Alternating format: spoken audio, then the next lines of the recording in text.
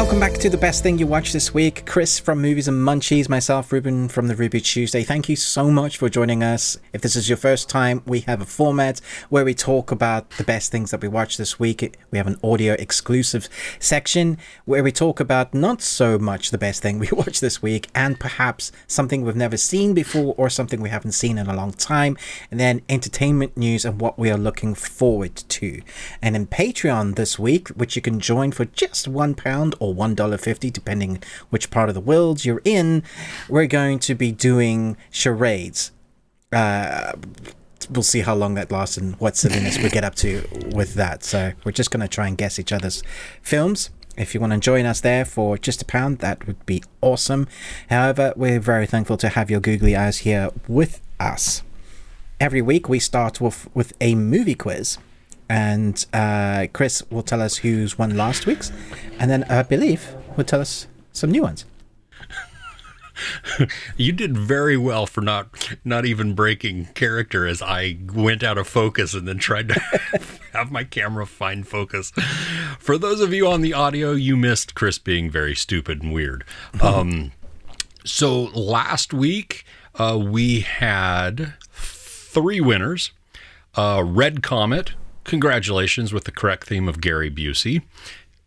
That's not really it. He just keeps, she, I don't know. Red Comet just keeps asking me to review, do like a Gary Busey marathon, and that's not going to happen. Chris Retzlaff, yeah, no, right. And Nostromo. So congratulations to all you 3. The theme was Kate Winslet.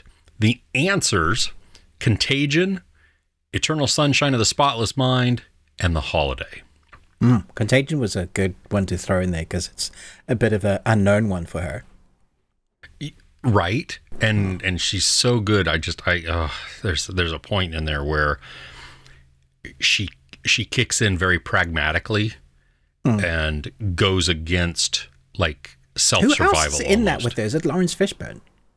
Jude Law. Is Lawrence Fishburne in there? I have I can see a green cover that says Contagion with Lawrence Fishburne on it. I think yes, he is because he's her boss. Yeah. Yeah, he is in it. Yeah, cool. Yeah, there's a lot of people in this, and it's Matt Damon, Gwyneth Paltrow, Marion Cotillard. That's crazy. Yeah. Have you seen it? I think so. Probably a long time ago. It's 2011, so probably. Dude. It's kind of like Jaws. Right. Yeah. You made people not want to go into the water. This made you want to wash your hands incessantly. Not want to go outside. Yeah, no, it COVID. was. Well, and that's actually like how scary it was because of how. Anyway, are you ready for today's? Yeah. Okay. Cool. Number 1. Okay, so the scariest environment imaginable. Thanks. That's all you got to say. Scariest environment imaginable. I know this one straight off the bat. I even hear right? Who it is. I thought you might. Okay. I care desperately about what I do. Do I know what product I'm selling? No. Do I know what I'm doing today? No. But I'm here, and I'm going to give it my best shot.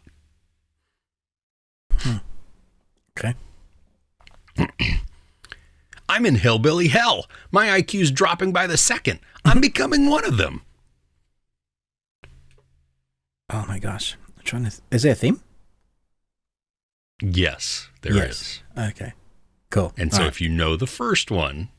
Yeah, that's what I'm trying to work out. Yeah. I know the first one. All right. But let us know in the comments. Give us your guesses. We'll give you the shout out. Do everybody a favor. Give a little space in the comments so that your answers aren't first and foremost. Ruben, do you have a question? Is AI good for us? Ooh. No. Well, yes and no. For some creativity within, if you're having fun, yes. Like, I've used it a little bit with Photoshop, to remove things or add things. I do believe it is the downfall of society, because we've had all of these movies and books that are really cautionary tales, and yet somehow everybody believes they are instruction manuals. Yeah. And so it's we're rocketing towards a point where I believe we're already there, that it's it becomes like a computer virus, that it has access to all the information, and while it's not actually sentient in the way that you and I would be, it can work out problems, but without any emotion tied to it, which sounds like it could be a good thing because you don't overreact, but that also means that you act coldly, like just matter-of-factly, and so you weigh things not based on necessarily a moral type of thing, but just on a yes or no. And so, yeah. What about you? What do you think? Yeah, I don't think we've seen true AI yet. It's just systems, it's learning systems, where we program it. If we ever do get AI, I do wonder if it will, because it learns from us, if it will learn and understand whether humans are always our own worst enemies and think to help us to actually go the way of Skynet and destroy us all so we can start again. Maybe select the first few and then look after us that way, because it would be logical to make us start again because we keep wiping each other out. Yeah. I don't know. Let us know in the comments. If I just reviewed a film called Tim, and we've gotten so many of these artificial films of late because that's the popular thing to talk about because it's popular at the moment. But it's not the first time we've had in the zeitgeist of entertainment medium. From Blade Runner, the original, way back when. Even further, black and whites. They've been talking about like what is life, given it meaning. I have some of my favorites like AI.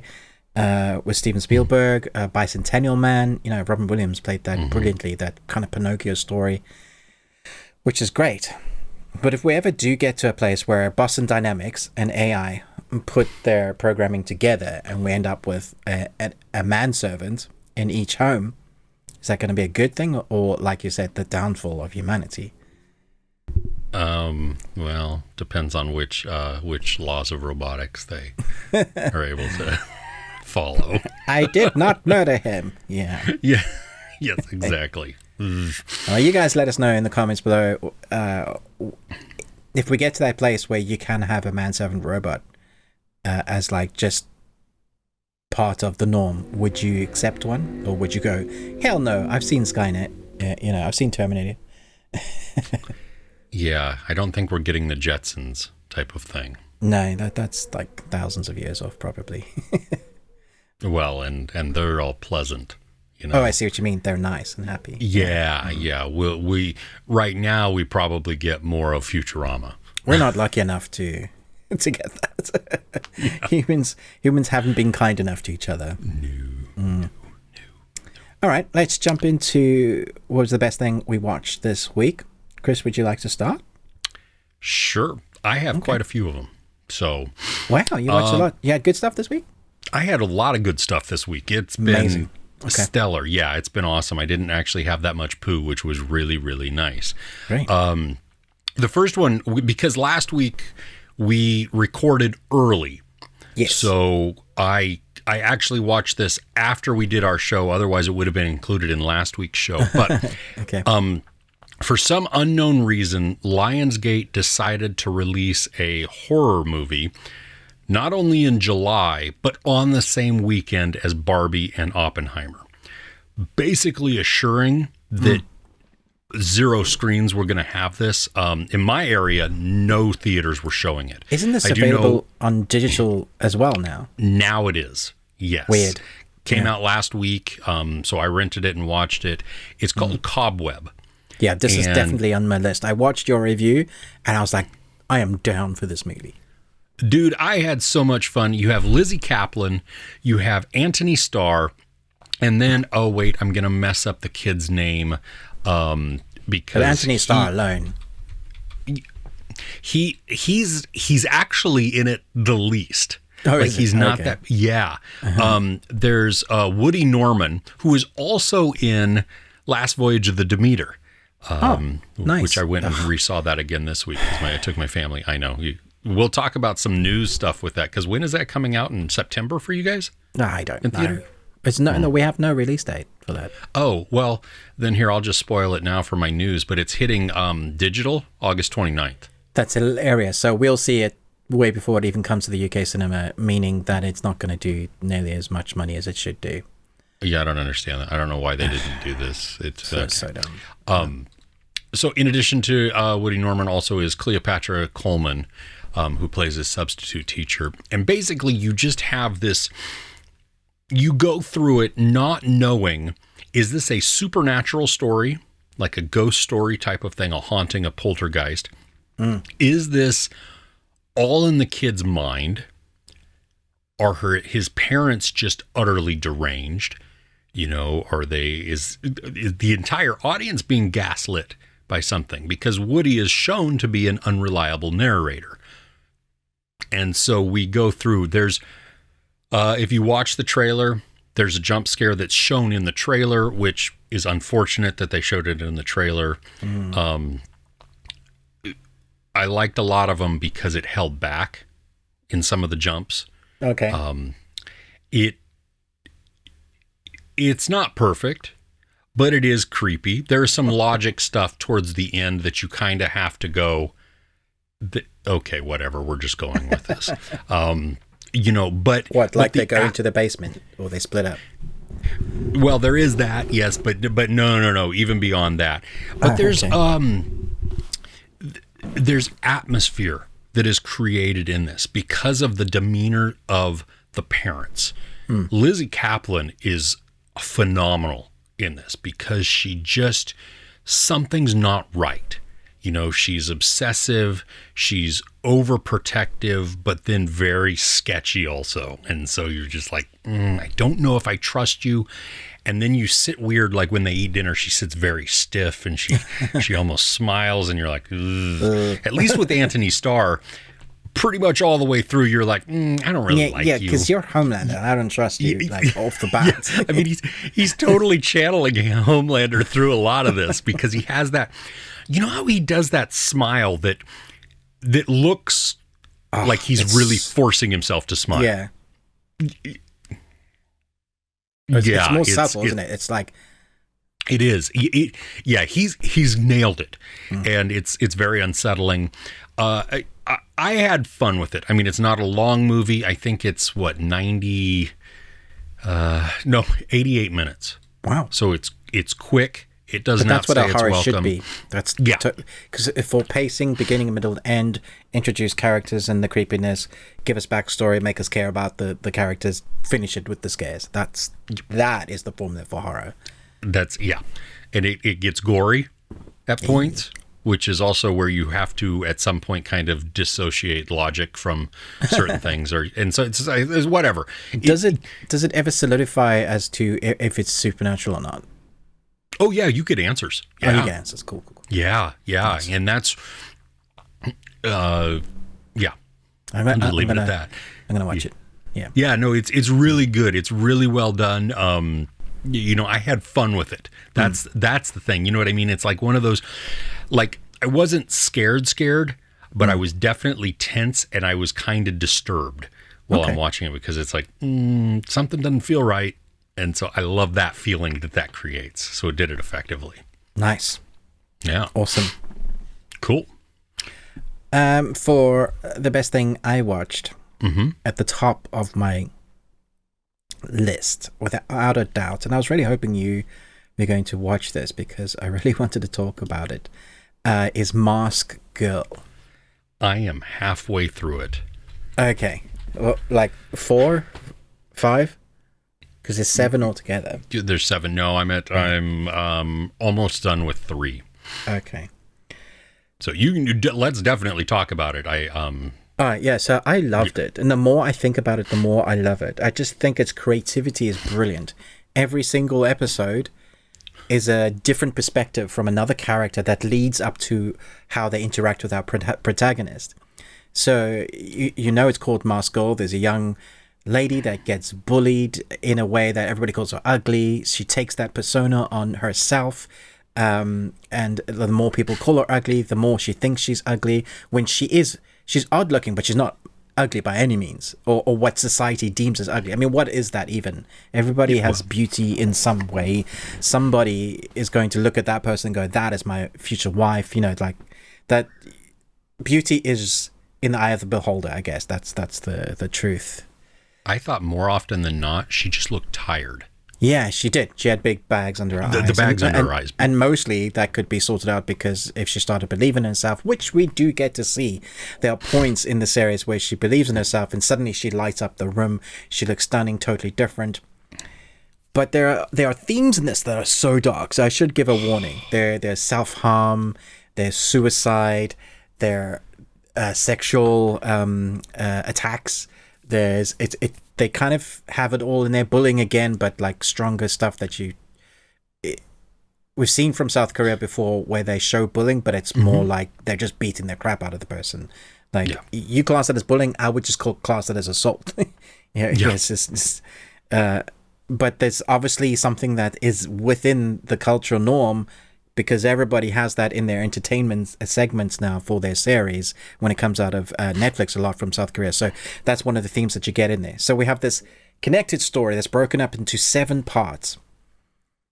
Let me just say, this is not a Hollywood ending. It's also not like a completely sad ending. It's just very grounded. It's what you'd expect to happen, but you also don't want it to happen, but you know it's going to happen. You can predict what's going to happen, but you want to see that because we've been building up with every character. But I love how this shows the nastiness of a few people at the beginning.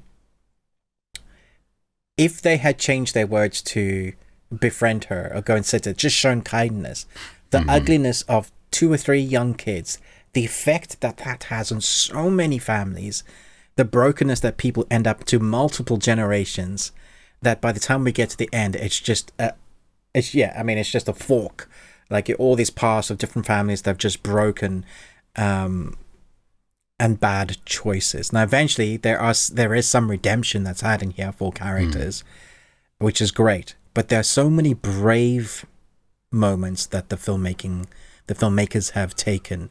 There's episode 5, a lot we spend in jail. I think like half of it, and half of that is in black and white. Just complete contrast to what we've been having, and it really works. It's not just like, look, we're being artsy. It's this is furthering the story aesthetically, which is great.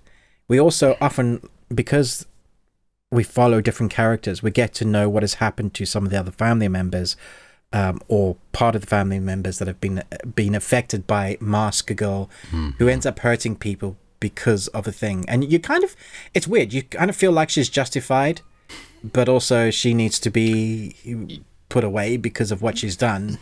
But at the same time, I don't know that if I was in that situation, I would have done any different.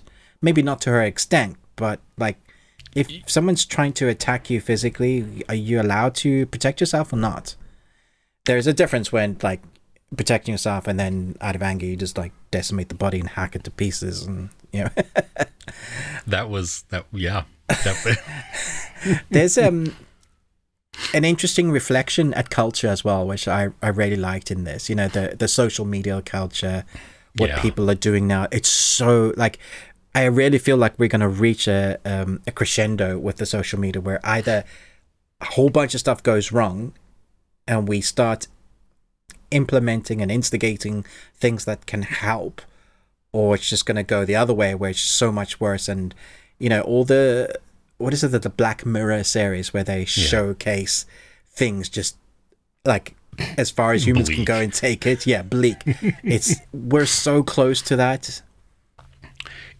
This reflects that a bit.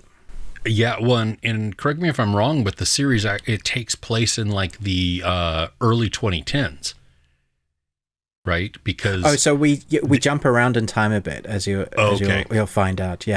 Because they talk about like new media and stuff, exactly. And how these cam rooms are just beginning to really coming out. evolve. Yeah. We kind of follow our protagonist, the masked girl, as we see what has happened in her life, and it's honestly, it's riveting. The acting is incredible. The way it's filmed is very good. I didn't feel like it was too long. There were moments when we were doing a lot of backstory that I didn't think we needed so much of that backstory. I think we could have gone back to the main story sooner, but I understand why they were doing that. Also a contained story, so there's no need to worry about like, are they going to end it properly? Yeah. Nice. This was, although dark and brutal in a lot of places, it was very good. It was very, very good. Yeah. Right on. Yeah. I when I started it, I was like, well, first off, I hadn't watched a trailer and I didn't even read the synopsis of the description. So I didn't even know what it was. I was waiting until midnight for it to pop on, and then it came midnight and I hit play. And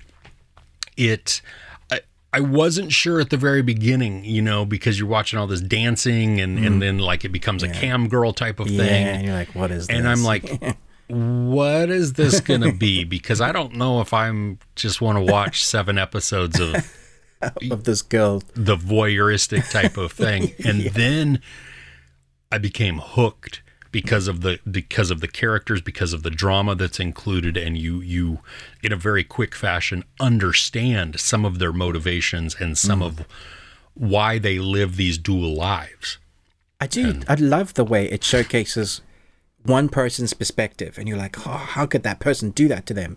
And then we get to the other side, and you're like, oh, this person's living a crappy life, and you see those moments in connect, and you're like, that's very clever. And then you understand to a point. Yeah, there are definite shocking moments in this, and I was like, I mean, even in episode 1, I think it's in episode 1, because I think we're still seeing it from her perspective, where it was like, oh, I did not see that coming, and you have made a choice now. I presume in the US it's got an R rating. It's definitely an 18 here in the UK, because I'm sure, yeah, it's got some like sexual stuff, all those things you need to be adult to kind of wrap your mind around. Yeah, and I thought more so from the violent standpoint, the bullying aspect, and the assault that we see take place. That's really yeah. Oh, cool. Yeah. I'm glad I can't wait to finish it. Yeah. Well, last night, wow. Talking. Good job, Chris. There have been several screenings of this, and I have not seen any of them. I was on vacation when one of them happened, but they were having a fan type of screening. So I bought tickets. My youngest son went with me last night, and we saw Gran Turismo. Oh, okay. This is the movie that is based on the video game that's based on real life. True story. Yeah. Yeah. There was a Q&A that had been filmed that showed after it. Amazing. Which was really cool because the real life person of Jan, who the story centers around, he was the stunt driver for himself. Really? In the movie. That's so cool. Yeah. That's a great, yeah. I was like, that's really cool. Yeah. It's a Neil Blomkamp movie.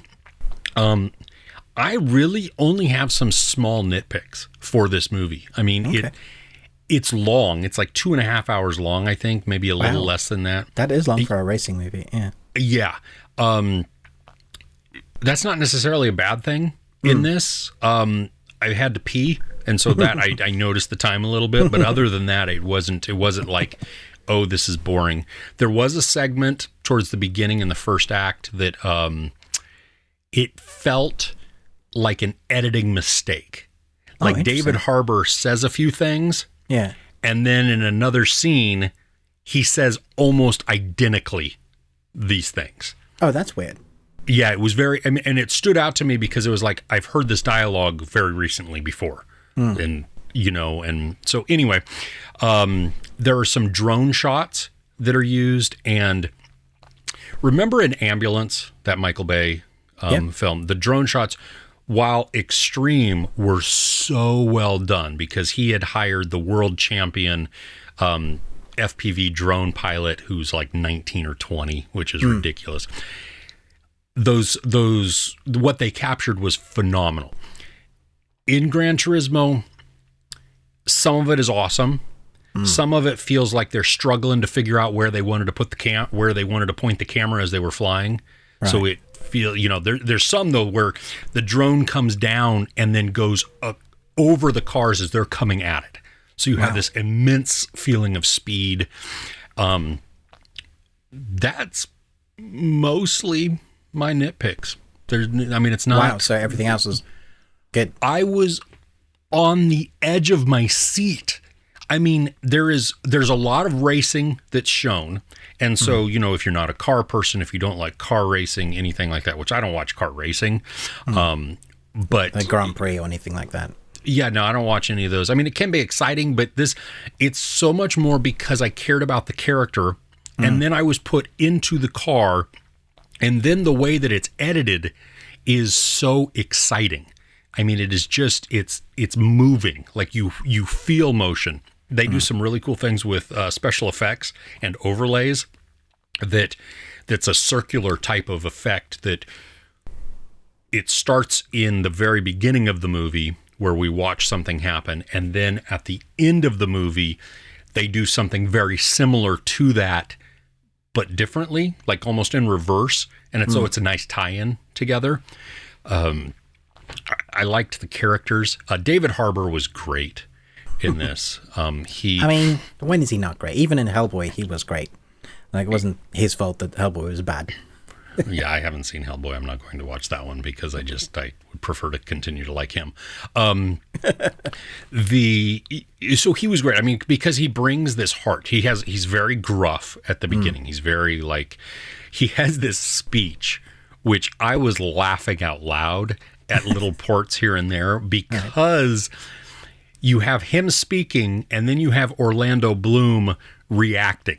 And it's just, it's good. The guy, let me look up his actor name because it, let's see, it is Archie Madekwe. Yeah. I'm probably massacring his definitely heard last of that name. person. Yeah, he plays Jan, the driver. You like him almost instantly because he's just kind of an average guy. Interesting, because I didn't get that feeling when I watched the trailer. Like, I was like, I'm gonna watch it because it's Neil Blomkamp and I like the other actors. But the kid, they didn't showcase any kind of. I was like, I hope he's not just one of those kids, typical teenager at home, like, I'm good at this, that kind of almost chav type of character. Yeah, no, they develop him and how you understand his motivations, you feel his heart, and there are remind me who his dad is played by again? Oh, Jimin Hunsu. Ah, yeah, there you go. He's really good in this. Spice Girls. Jerry Halliwell. What, she plays his mom. What? I didn't know that. I was looking at her for the longest time as it's going, and I'm like, they never really, the camera didn't stop down and focus on her, but she's always just moving here and there within the the scenes, even if she's talking or whatever. So it was never just this lockdown, her just looking at the camera. And I'm like, golly, you look really familiar. I'm like, why do I know you? What are the Spice Girls up to now? Yeah, and then 3/4 into the movie, there's a scene where she's just on the phone talking, and I'm like, oh my gosh, I think that's who, and yep, that's it was. I was like, yeah, so that was cool. That was awesome. It's a lot of fun. I mean, it is, it's 2 hours and 15 minutes long. They do overlays, graphic overlays and special effects really well. All of the actors in cars is practical. Is it? I wondered if they were going CG or in cars and then screen. Yeah, no, it's so what they did is they put yes, yeah. But the driver is actually mounted to the top of the car. So they've moved all of the hydraulics and all of the everything so that there's actually a real driver driving them, and then they're in the car. How do they make you feel like you're still low enough to the ground for it to be that type of racing car then? Oh, because the camera's right inside the car. Oh, I see. Okay. Yeah. So it's it's impressive. So you can cut to the driver, what they're feeling, and then you can cut to the camera. Yeah, very clever. Yeah. And then there is kind of like what they did in in Maverick, right? Mm-hmm. Yeah, exactly. And like I've been rewatching Ford v Ferrari because I just love that movie. You love that movie, yeah. That feeling, you know what I mean? Of like they put you in the car, then you get the race outside, you get to see the car. I mean, it's a lot of that. I think there's enough emotion and enough excitement, and you care about the character enough within the story. Like it's an underdog story. You want to watch him succeed. And because I didn't know his story. There's parts in this where I'm like, are you surviving? Are you, I don't know the outcome of this. You know what I mean? Is this going to be a sad story? Is it going to be a happy story? Whatever. But so I think anybody that just wants a really fun, good, feel-good movie with a story, with a hero that you can rally behind and you can root for, that's filled with excitement and just tension. Is there a romance with the driver? Minimal. Okay. Minimal. I was just wondering, because I heard some people were saying they were wondering if this is going to be this generation's Days of Thunder. There's a crash in the track. They got to get better. They got to come around. The Tom Cruise Top Gun movie. Yeah. Yes, it would have some similarities to that. I think Robin's racing. But yeah, and the love interest is minimalized. Minimal, yeah. It's not the focus, which is great because it would detract from the main story. Correct. Yeah. No, this is all about Jan and his journey, and you feel the excitement, the adrenaline, the fear, the anticipation, and even the stakes that are at play, because there's a goal that has to be met in a certain period of time, and as each time passes, you're like, getting closer and closer. It's like, did it open your eyes to the physical trauma that the body goes through when racing at this level? There's a lot of I guess stigmas, like how hard is racing actually? You're just driving a car and changing gears and going around corners. But a little bit I saw of the trailer, it's like that looks like it's showing how fast your senses have to be, how fit you actually have to be, the toll it takes, what it actually looks like when you're in that, going at that speed. They do address the physical needs of it. And how it, and you get to see ramifications of if somebody's not in shape or something like that. Right. There's one point where I think it might be in the final race, where it shows the speedometer, which it shows that quite often just so that you can kind of get a sense of how quick these cars are moving. And this one's accelerating past 360 miles an hour. Oof. And I'm like, dude, that you crash in that, you're dead. Well, there's no reaction, and they even address that in some of the because you have, the whole setup of the story is a kid who could qualify to, they want to take a Gran Turismo video game player, take the best of them, and then put them in a race car. Yeah. And so there's what they call GT Academy. And so there's a chunk of the movie that's that, where you get to watch them training. Yeah. And so it feels real. It feels, well, no, it's not even a montage. It's actually just part of the film. It's part of the film. Yeah. And so, there's montages within there, but more so, this is our understanding of what is required, what they're going through. Yeah, that's good. Yeah. So nice. Yeah, definitely. Yeah. This comes out in theaters this coming week, the 20 something or other. Wait, what? Is it not? It's been here for over a week already. Out. Oh, Yeah, because see, it was supposed to come out last week, and then it got delayed in the U.S. for whatever reason. Yeah. Yeah, no, it's fully out, yeah. So, okay, well, go see it then. It's fun. I think you'll enjoy it. Nice. I'm a big fan of Neil Blomkamp. I just need family to go with me. There you go. Damn it. Can you hop over quick from the US? Absolutely. Yeah. Not a problem. I'll be there tomorrow. Cool. Or, well, not tomorrow. My tomorrow. Your tomorrow.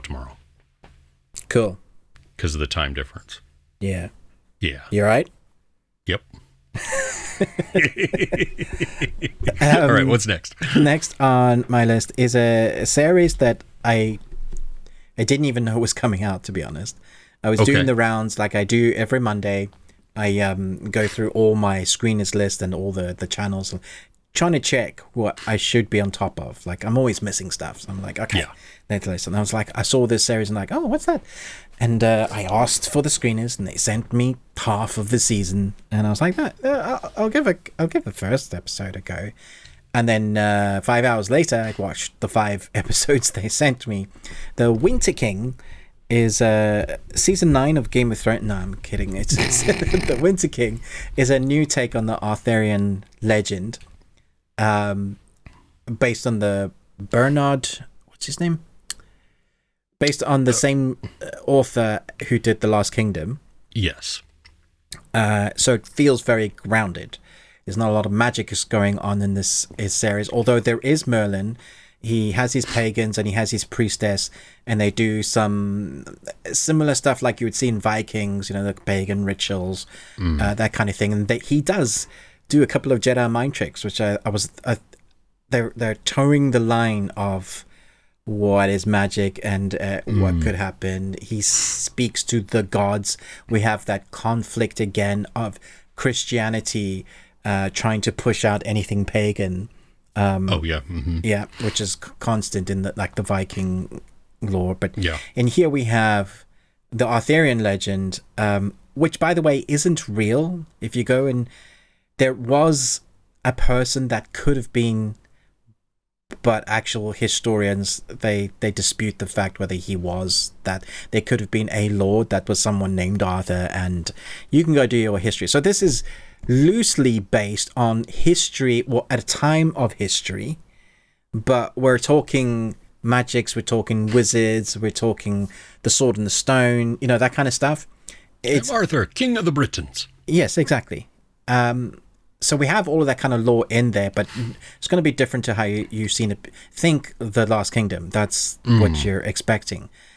Now, the lead character who plays Arthur is Fitzgerald from the Agents of S.H.I.E.L.D. And never in a million years did I think that this geeky character, Fitzgerald, could play Arthur. And we're talking an Arthur that is gruff, bearded, strong, wise. I mean, Fitzgerald is like the smartest character. But when I saw him, I kind of blew my mind. It's like, oh, that's you. And I almost immediately forgot that it was him, because he really encompasses. It's an interesting story, similar to Robin Hood and Prince of Thieves. He gets exiled from his land. He says something that he believes is right, and because of that, his king tells him, I'm either going to chop your head off, but Merlin interjects and says, no, just exile him. No one will give him quarter. So he goes and fights wars elsewhere, comes back with his own band of really well-trained guys. I imagine that's their version of the Round Table sort of thing. These guys are just know what they're doing and would die for him. So he comes back when his kingdom needs him. We have similar stories in there, like Morgana is always part of the Arthurian legend. Merlin's going to be in there. The priestess is going to be in there. The bickering of kings and ownership of land is very similar to that of Game of Thrones and The Last Kingdom. You shove those in there, and that's kind of what you have in here. It's not battle heavy, but when you do get action, as you would expect, it's good, but it's brutal. It reminded me a little bit. There's one episode reminded me a little bit of the Red Wedding.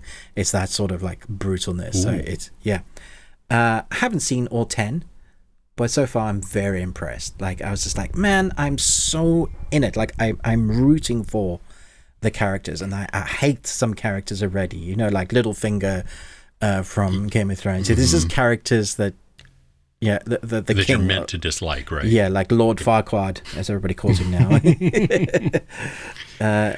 thought it was great.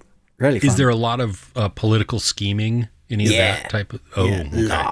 Lots. Yeah, that is all the intrigue. And Arthur's so wise, and at times he can come across as like just a douchebag, but then later on you figure out why he's done something, like keeping an enemy around in their castle that he's going to use as a chess piece, but the person that he killed, you really want that enemy to have their heads chopped or just drawn and quartered because he's so evil.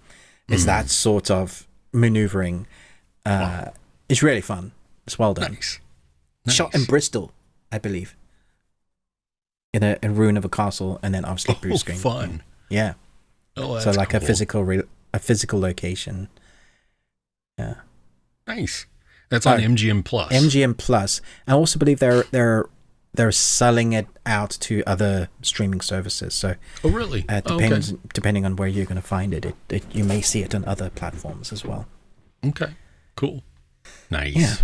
Yeah. When you listen to this on the Sunday, the first couple of episodes, I think, come out. Mm-hmm. I think so. Yeah. I don't know how many of them are dropping at once, but yeah. Nice. Yeah. So what's next on your list? Superhero movie, surprisingly. Oh, really? Yeah. Blue Beetle was fun. Here's the thing. It is not the perfect superhero movie. I've heard otherwise, Chris. Yeah, well, I know you have, but I disagree with that. And the people going to see it say otherwise. Where are the DC fans that love DC? It's taking less money than Flash. Which, that's disgusting because this is so much better of a movie than Flash. The CG. Let's just start off with CG. for one. It's just light years better. No, man, the CG was meant to look like that. Like crap? Well, good. Mission accomplished. Because it looks like you had a 12-year-old with, a Windows 95 doing it. Yeah, exactly. Jola Maraduena. What did you just say? Did your brain just go? Maraduena. Okay. His name, the actor's name, who plays Jaime Reyes. He's Miguel in Cobra Kai. Right. Yeah, say that. Yes. Yeah. Okay. My brain just went. He's awesome. I mean, he brings the same type of charm and heart that he has in Cobra Kai to this. So he's very likable. Very likable. Yeah. I mean, he's down to earth. He's the reluctant hero, which we often see, but his is more of like, this is thrust upon him. And so it's not like he's like feigning humility or something, he's like, no, I don't want to be the hero. I don't want to be the hero. Oh no. It's just like Shazam. Like I got powers. Let's see what I can do with it. You do get a tiny bit of that later, but not like this. I mean, this is more so of like, hi, I'm going to put this on you. This is you now. All right. Wait. Okay. Excuse, I'm a cow. Can I go home? You can't take it off, right? No. At least in the movie, yeah. So I don't know what the comic book lore is, but in the movie lore, no, it's there. It's him. It's so you watch that. His family, the family tie, the family dynamic, and the emotion that is contained within there. They did some things where I was not expecting, and I was like, whoa. Okay, that's powerful, and that's that's amazing because I just didn't get that from the trailer. It looked really cheesy in places. The trailer put me off watching the movie. I saw it because we went and saw Meg 2, which is absolute trash. But that movie is hilarious. Oh my gosh, the Blue Beetle trailer played before it, and I leaned over to my youngest son and I was like, does this even look interesting to you anymore? And he's like, no, not really. We both went. I took him to the screening as well. And what you see in the trailer is some of what's in the movie, but not the true context of a lot of it. Yeah. So we get Grandma holding that big Gatling gun. To me, in the trailer, that was just like, oh, that is just cheese. That is stupid. You're going off the rails now. You're trying to just be funny, you know? Here we go. Thor, Love and Thunder again. Exactly. And I don't need that. That scene in its context does contain some humor, but also has some greater story and character development around it. So it makes sense with Grandma holding the Gatling gun. Wow. Like it works. And then you're like, all right, okay. And it's not just a one and done type of thing. It's several story beats within there of character development where it's referenced. Yeah. So it feels natural. It feels part of the story. George Lopez is great in there. I mean, he has some really good timing. I was worried because all I was seeing was like Shark Boy and Lava Girl, or one of the Spy Kids movies. Just him, but he's so much more than that. And the trailer does not do that justice. Right. Okay. So, yeah, there's a lot of family within this. I personally would have liked more lore surrounding the Blue Beetle Scarab. Yeah, because it is a bit of an obscure one. Not a lot of people know about the Blue Beetle. It is, if you were going to do the origin, you really needed to kind of explain more. Yeah, I would have preferred that so that I understood better of what it is and why it's there.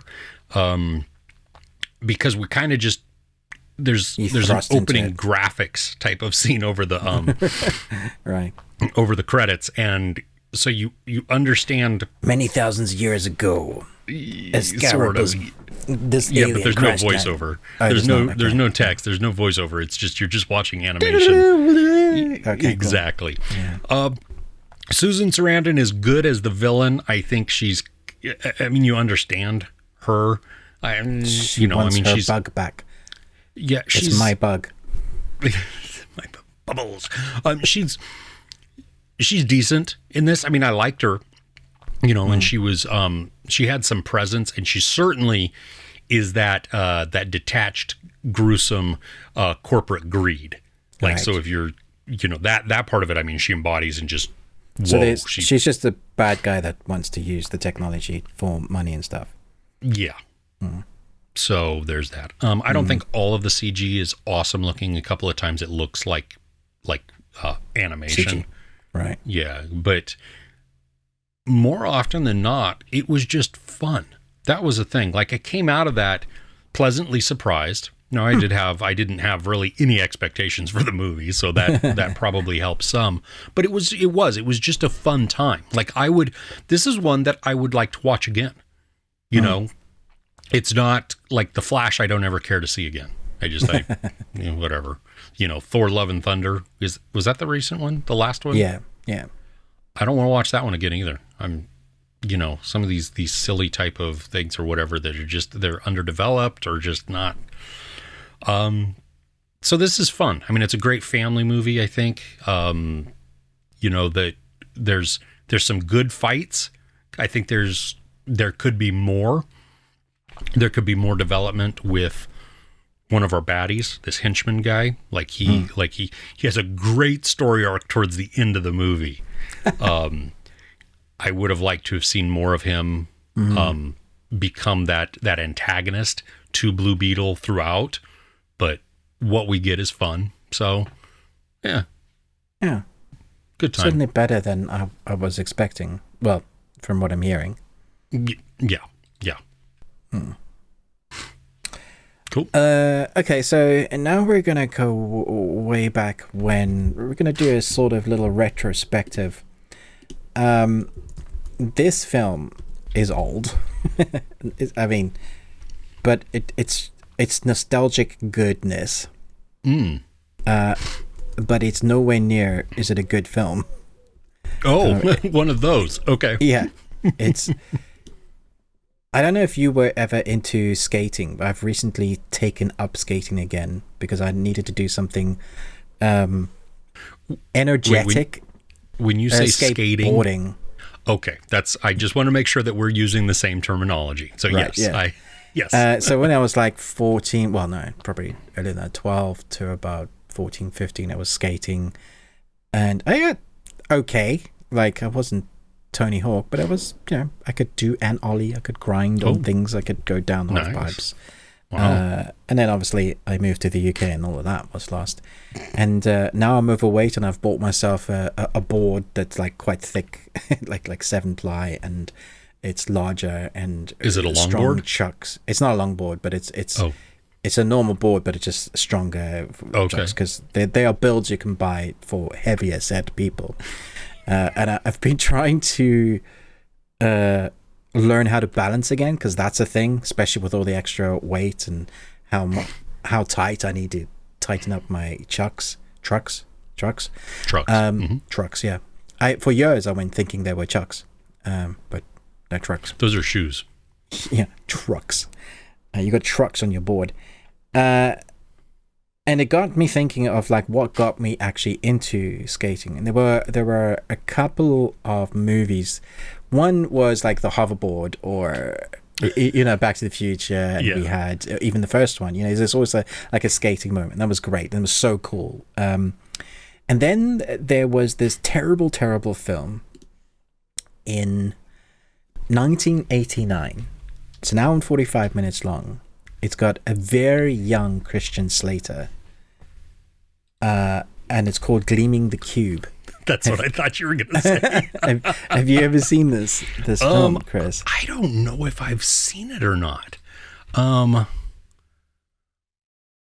If I have, I don't remember it. This film is really interesting because it has some of the world's best skaters in it as like extras. Or like as part of the gang that skate with Christian Slater. Slater himself got taught by the world's best skater at the time. He spent like 6 months just so that he would appear on the board like he knew what he's doing, and it was comfortable on the board, so you felt comfortable watching him. There were some really, really cheesy moments and moments that just didn't make sense. It's a classic hero story, David versus Goliath sort of thing. Which Christian Slater and to be honest, Christian Slater isn't very good in like his acting role, and this is not one of his better roles. Before he did Heathers, but this is before Pump Up the Volume, until he started getting really great roles, and he was just really knocking out of the park. But it is classic 90s nostalgia coming of age film. It's one of the first few films that showcase what skating was about, more than just youngsters being hooligans. It was a whole way of life. If you listen to Tony Hawk talk about because he was Buddy, the pizza guy or truck driver, but he was also a stunt guy in it. He actually injured himself quite a bit on this film, because there was this scene, I think it's one of San Francisco's hills, like when they're coming over the hill and there's this truck coming down it and all the skaters are coming down as well. It's just so dangerous. They couldn't stop fast enough, so they all kind of rolled off their boards and stuff. But that's what skaters do. They do that. When we went to Disneyland, there's a hotel that we stayed at for the night, Chris. Across the road, there is a location where the Guardian's Tower is now. Yeah. That is previously was a location in the film that was something else. Do you remember what that was? Like the Toxic Tower? Does that ring a bell? Tower of Terror. Tower of Terror, yeah.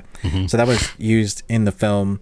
Literally near us where we were staying was another part of the segment. So it's like they sporadically like had all these sections, but obviously was the cheapest version they could find and knitted together this. But it spawned a generation's cool factor for Christian Slater. It helped him, but also into skating. There were a few, like Dogtown and the Z-Boys, which is a documentary.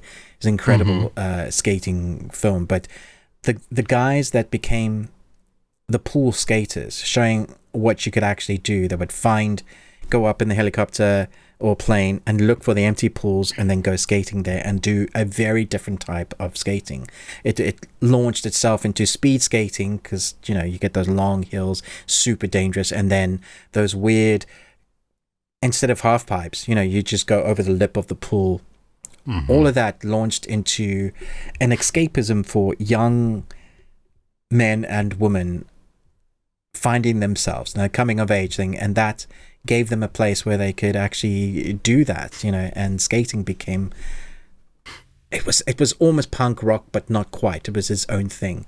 And it's so nice to see that it's making a huge comeback. Like, skating's always been there. It's had highs and lows, but now it's like, it's, you have the sporting, but it's coming back again. I really hope somebody does a great story movie with skating again, but actually makes it good. If you've never seen it, you can't go into thinking that this is a good story, but you may want to watch it just for the skaters that you see in it. Tony Hawk, very young Tony Hawk to name but a few of them. So this was a nostalgic ride for me, reminding me why I loved those movies. Did you, Lords of Dogtown? Is that the Amy Heckerling movie with has Heath Ledger, I think, in it? Yeah. Maybe not Heath Ledger. I don't know. But the great skate movie. I don't know if you ever watched X Games. Did you ever watch the X Games? I don't think so. Oh, okay, you mean like the actual X Games, not like the movie X Games? Yeah. Yeah, some of them, yeah. Yeah, that was like, because I'm not into sports, but that was the one sports thing that I would watch, because I would watch skateboarding, the motocross, the rally cars, all of that stuff. There was one in 2008 where I remember, and I don't know if you ever saw it. It was the Big Air competition where a skateboarder goes down this crazy ramp and then goes up, and they're just trying to reach as high as they can and then come back down on their board. And this guy named Danny Way went up, and he went up so freaking high, and then he came away from his board and he fell straight down. Oh, was he dead? Did he survive? No, it blew his shoes off. I mean, what? It is, oh my gosh, no. I remember watching it, like I was, like I gasped, and my jaw was, because I was like, oh my gosh, did he, holy crap, don't be dead. Because it was just, it was horrifying. And so, yeah, you just look that up. All you have to look up is 2008 X Games and Danny Way, and it is something to see people that are really, really good at their craft, especially extreme games. I saw Tony Hawk live once in South Africa, and the size of the half pipe that they were skating on was ridiculous. Like, even if you were sitting in the auditorium and you're super far back, you still see it because it's so big. It's so massive. And he goes down forever and then comes up the other side, and then because Tony Hawk was like one of the first to do a few moves, because there's a reason why he's so good at what he does. And they just blew my mind away. I was like, you're flying. You're like, you're defying gravity for sure. And every kid in there was just going, yeah, I want to do that. And all the mums and dads like, oh, hospital bills, here we go. Yeah, exactly. Yes. Oh, right on. Well, it's funny that you watch something older. I watched something older, too, that's on my list this week. Mine's not nearly as old. Okay. It's from 1995. And it is, it's on, at least in the U.S., it's on Max. So you might be able to find it other places. Okay. I don't know if it actually got like a theatrical release or not. But I saw somebody had put out a list on YouTube of some great movies to watch on HBO Max, and so I decided, I'll check one of these out. Yeah. It's called Citizen X. Oh, now, the Jude Law one. No. Oh. I don't know what that is. Okay. This one has Donald Sutherland, Stephen Ray, Max von Sydow, Jos Ackland. So even Imelda Staunton, crazy. It's really funny because you have, it takes place in Russia. Right. And you have all these British actors playing Russians. So that's funny. But Citizen X came out in the 90s. The movie takes place in the 80s. But the way that it was filmed looks like it was made in the 70s. Weird. Yeah, like it's almost, it was weird watching it because I'm like, this does not look like a 90s movie. Even with all the 85, like the 80s aesthetics, and then you have the USSR, so it was a little behind in, some of the styling and everything else. So it was a little older, but the way that the film is actually shot feels like you're watching a 1970s movie.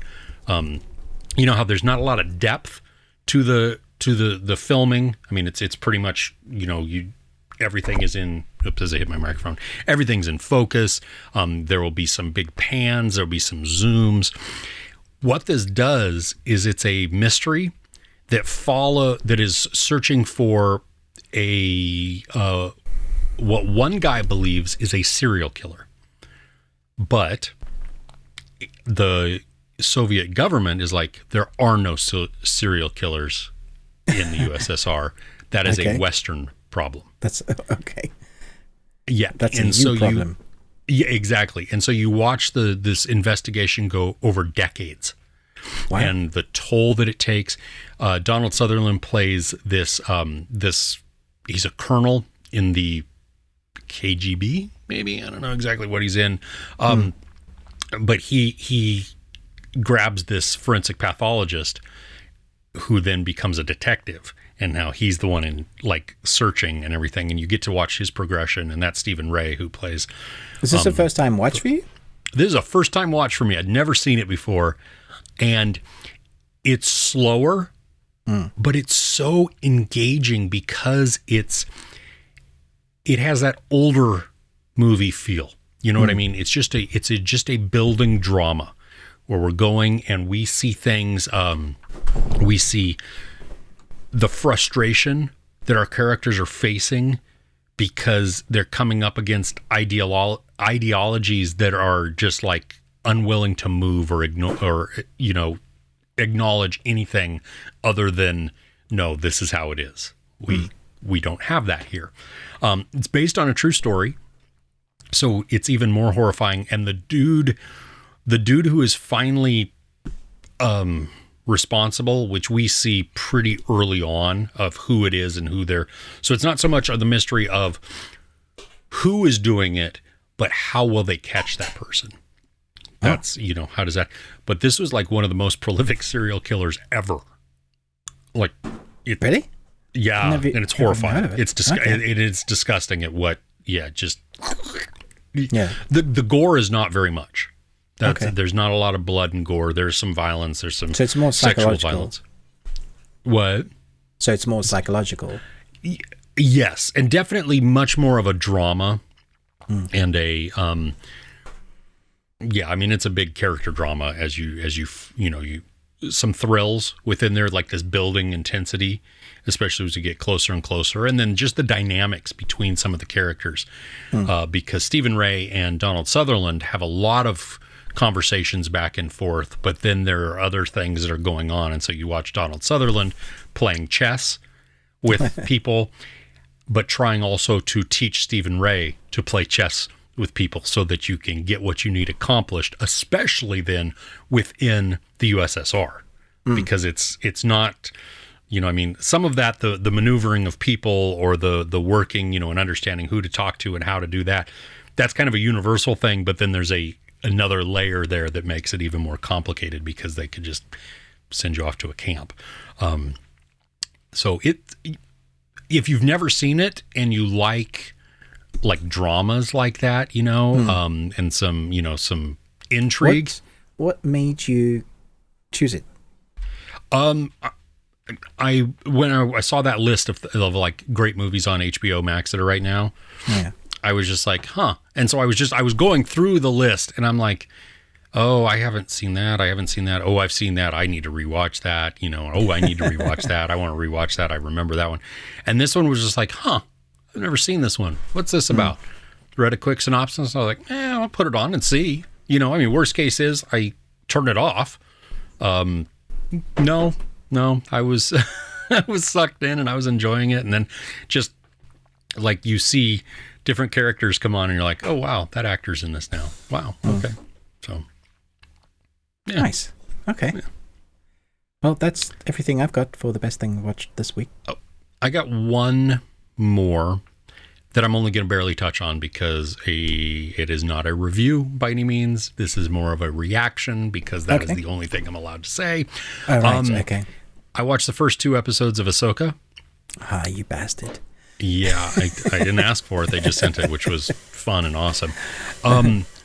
It I don't know how I feel totally about it. I didn't watch Rebels, so there's a lot that's missed on me, you know, from my perspective, because my son was asking expecting everybody to have watched all the other stuff. I don't think so, because I understand there's a lot of context that I'm sure I'm missing because I didn't watch that, because they reference characters. My son actually asked me before I watched, he was like, "Are you going to watch Rebels?" So that you, and I'm like, I don't have time for that. No, I'm just, you know, Rosario Dawson is great. There's, let me look here. What the other, how long are the episodes? The first one's almost an hour. Second one is like 40 something minutes.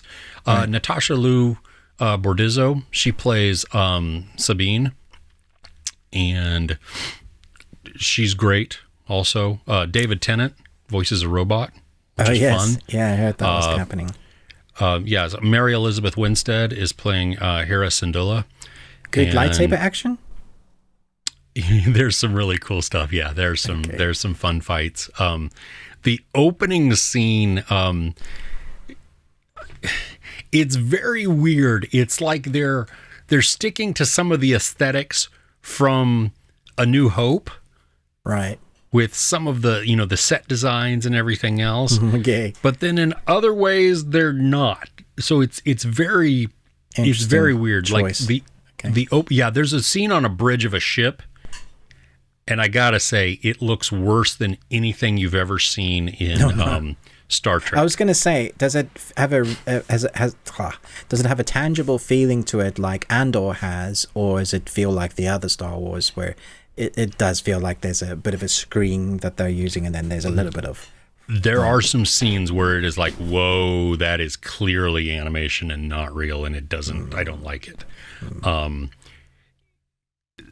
So I don't know how I feel. The pace of the first episode was slow, but I'm not saying that is a bad thing. It was allowing me to get into it and to enjoy, and your battery died. Yeah.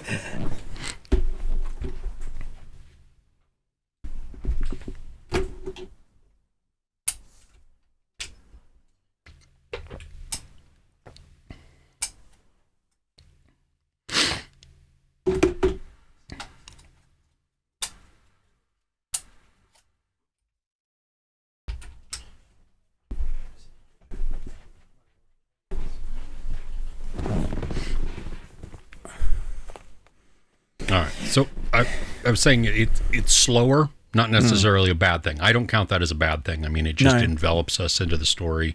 Yeah. Do you know how many episodes there are going to be in this series? Is it 6 again? If IMDb is correct, 8. 8, okay. Yeah. So with the 2 you've seen, does it feel like they're going to be rushing it, or are they taking their time and then they're going to finish quickly? I honestly have no idea where this is going. Right. And maybe that's because I haven't seen Rebels. You know, I don't... I wondered if we were going to get a cameo with Anakin. Yeah. Supposedly, at least according to IMDb. Right. So I have not seen that. Yeah. So I don't know. Because obviously in the animation story, Ahsoka is the Padawan of Anakin. So he is mentioned in this. So I don't know. I mean, I don't know what to expect of it. It has there are certain aspects that feel very much like The Mandalorian. Dave Filoni directs the first episode, and it's very that's apparent. Not a bad thing. No. I don't say that as a bad thing either. No, not at all. Like I'm engaged in it.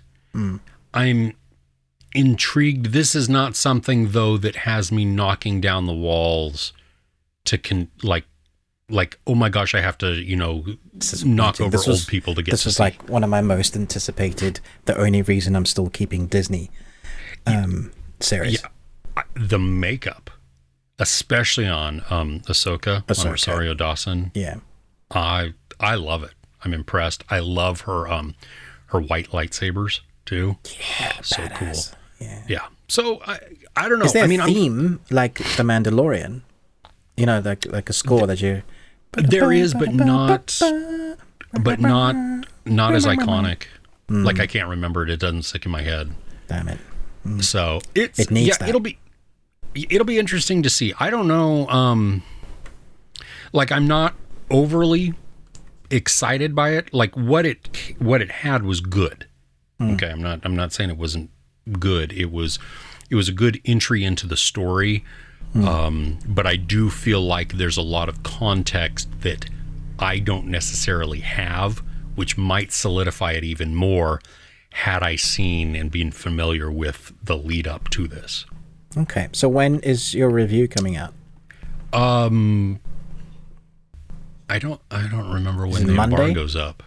Let's see here. The embargo is Tuesday the 22nd at 9 a.m. my time. Okay. So because they moved up the episodes, so now the episodes, instead of dropping on the 23rd, are dropping on the 22nd. Oh, so it comes out on Wednesday. Wait, is that the 22nd? Oh, it's the 19th today. No, 22nd is Tuesday. Tuesday. Yeah, so it Tuesday. Comes out Tuesday. So the embargo lifts on the same day. Yes, but the embargo lifts in the morning, and the episodes drop in the evening. So they drop in the evening? Weird. Yeah. Okay. Cool. Thanks for your reaction. I'm looking forward to it still, I think. I think so. I think give it a go. You know? I think also I'm tempering my expectations a lot on a lot of these shows now. Yeah, I am as well. Yeah, I think everybody is, to be honest. Yeah. So it might be outstanding as a whole. You know what I mean? It's really hard to judge based on 2 episodes. Like, is the story going to be great? Yeah, this is just. It almost does them a disservice. Really, they should give and allow critics and reviewers to do an over. Like, no spoilers given, no specifics, just does it complete. That sort of review. Because giving little bits, you'll either get it looks good so far, or no, I'm not enjoying this. But it could work out that it works its way to being excellent. So it's a really weird design that they've gone for now. I personally think it's a mistake, but yeah. Cool. Are you ready for your section? Yeah, I don't have any anime this week.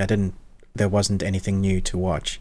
I'm just continuing to watch episodes of animes that are out still that I am enjoying.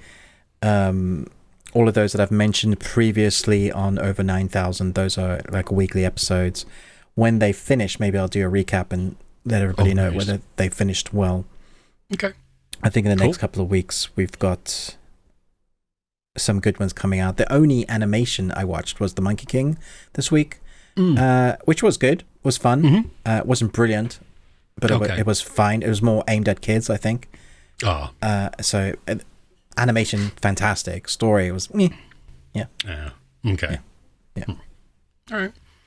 Well, we thank you for joining us. Don't forget, we have a Patreon opportunity at patreon.com/thebeardedones. £1 gets you in there. There are other tiers and that you can gain more access. There's also a couple that are outside of the paywall.